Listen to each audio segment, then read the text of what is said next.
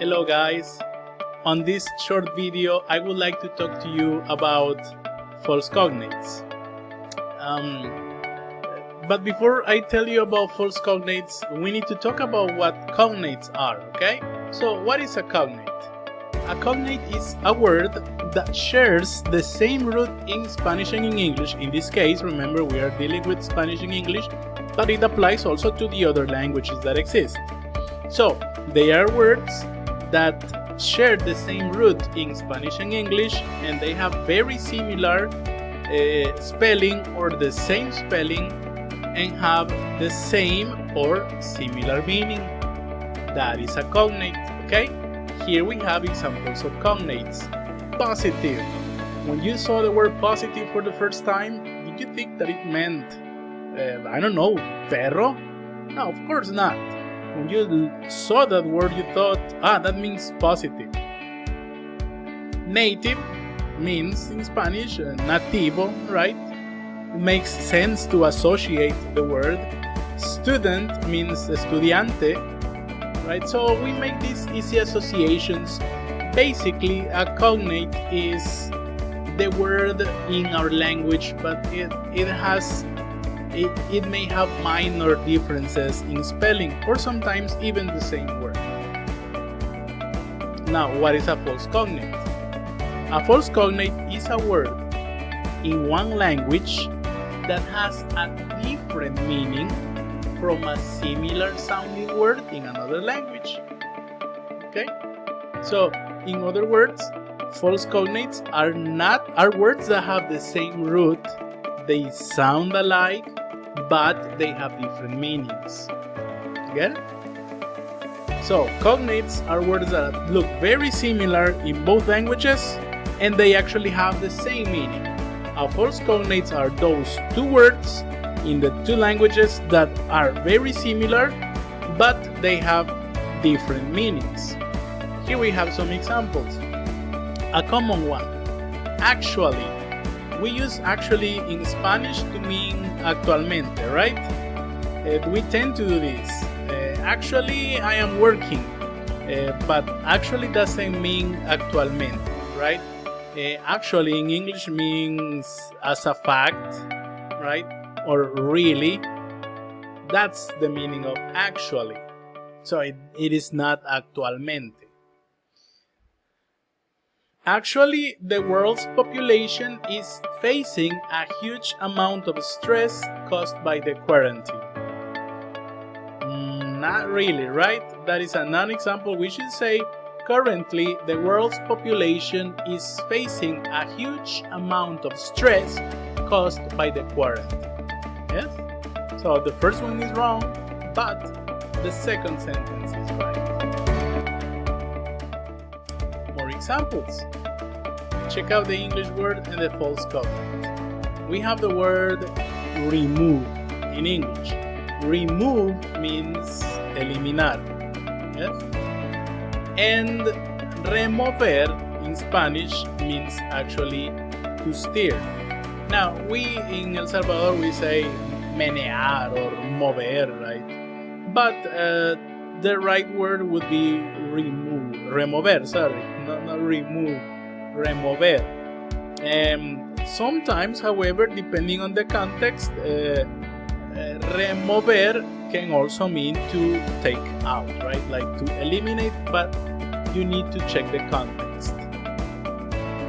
Another example, presume. That doesn't mean presumir, right?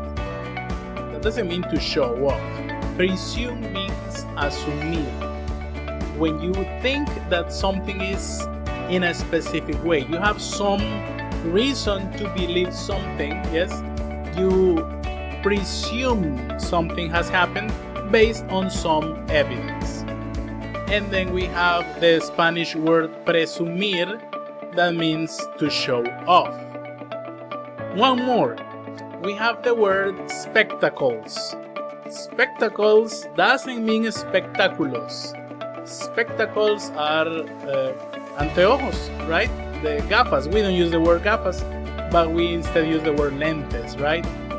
So lentes, anteojos, gafas, that is spectacles. Now, espectáculos in English, we obviously don't say spectacles, right? Espectáculos is shows. So those are some examples of false cognates in English and in Spanish. Oh, look at this one. A common false cognate is, as you know, the word embarrassed. And I think many of us faced this situation when we were starting to learn English, and we thought that embarrassed means embarazado, which is not the case. Embarrassed means pregnant. Means avergonzado, not pregnant. She has been married for more than a year or so I am happy that she is embarrassed? No way. That is not the right word. She is really embarrassed for her coming late the whole week. That is okay. Here we have more examples of false cognates. We have in English the word fastidious, that we might think that it means fastidioso, someone that is annoying, but it's not the case. Fastidious means escrupuloso, and escrupuloso is a quality that we give to a person that pays attention to the smallest detail when he or she is working. Sensible, that word, right? Sensible. Sensible doesn't mean sensible in Spanish. Sensible means sensato. Sensible is a synonym of reasonable. So be careful with the use of the word sensible. How do we say sensible in Spanish? Sensitive. Then we have carpet. Carpet doesn't mean carpeta. Yes, it means alfombra. And carpeta in English is folder or binder. Deception. Oh, many people are deceived with the word deception. Deception doesn't mean decepción. So if you say, for example, oh, I am suffering a love deception, that is actually a mistake. Deception means engaño. What is decepción? Disappointment. To rest. To rest doesn't mean restar. To rest means descansar. Okay? And how do you say restar? Restar is subtract. To blind doesn't mean blindar. To blind means cegar. And how do you say blindar in English? Well, you say to shield. To assist. Oh, I've seen many people commit mistakes with this word. To assist doesn't mean asistir. To assist means ayudar. To assist is a synonym of help. And how do you say asistir? Asistir is to attend. So over here you can observe some examples of false cognates. Now there are false cognates, as I told you, that have the exact same spelling in both languages, in English and in Spanish, but definitely they mean different things, and they are in many cases pronounced in a different way. We have pie. Yes, you can observe that delicious pie, and you can see the pie in Spanish, right? So we gotta be careful with that. Now, here we have more examples. Once, yes, and once, you know they don't have the same meaning, right? Bar and bar. Bar means barra, and we have the false cognate bar in Spanish that means pub, although we use the word bar also in Spanish to mean, you know, the bar, right? The place where you go drinking. Then we have pan, yes, that means sartén or cacerola, and we have the word pan in Spanish, which means bread. Yes.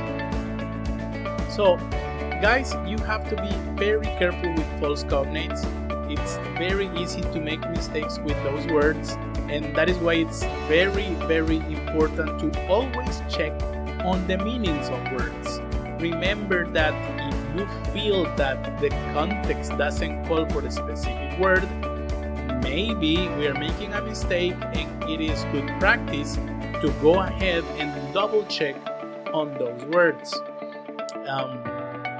False cognates are many, and I don't have a list of false cognates to give you per se, and I don't think it would be good practice to do that, because there will always be words that are false cognates and we don't know. The best thing that we can do when dealing with false cognates is to enrich our vocabulary, as explained on the previous video. The richer your vocabulary is, the easier it is going to be for you to deal with those words, with these problematic words, okay? So please check the practice that I am going to share with you so you can learn more about false cognates, okay? And that is going to be all for this video, guys. Thank you very much for watching it, and I'll see you on the next one.